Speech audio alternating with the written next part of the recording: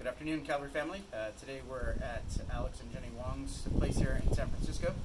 Got a little bit of wind today, but maybe the sun will come out a little bit later on.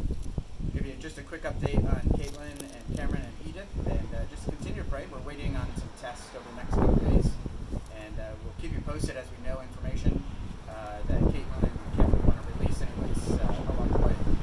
Today I want to take a moment and just look at Jeremiah chapter 17, and probably one of the pivotal points of the entire book.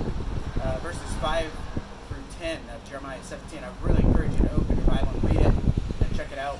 There's a contrast between the man who is cursed and the man who is blessed. And the cursed man is the one who trusts in man, or puts his trust in his own flesh, his own arm of strength is how the King James uses that word there. And that word curse is interesting because it means bitter. He is a bitter man.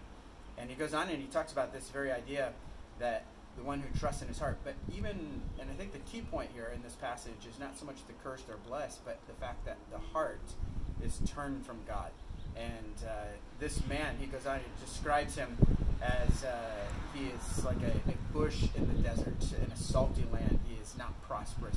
An interesting phrase that it uses there also, it says that he does not see good. It's not that there is not any good, it's just that he cannot see that good. So this bitterness links to not being able to see good. The contrast is with the man who is blessed, and the idea of that blessing is one who is still, one who is secure in the Lord. Blessed is the man who trusts in the Lord, whose trust is the Lord. The idea of trust is confidence and resting in Him. The second trust actually has to do with the idea of hope and expectation along the way. And he goes on and he describes this man as a tree that is planted by the rivers of water, that even in the worst of times, the heat of the year, he is going to continue to produce fruit.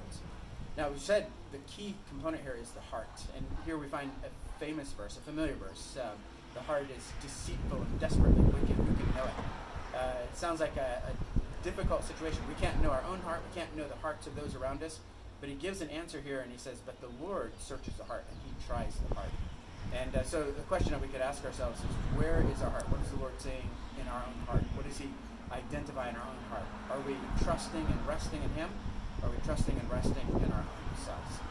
It's a good thought for us to consider. I encourage you to read through those couple verses on your own as well. We look forward to seeing you later on in the week on Friday.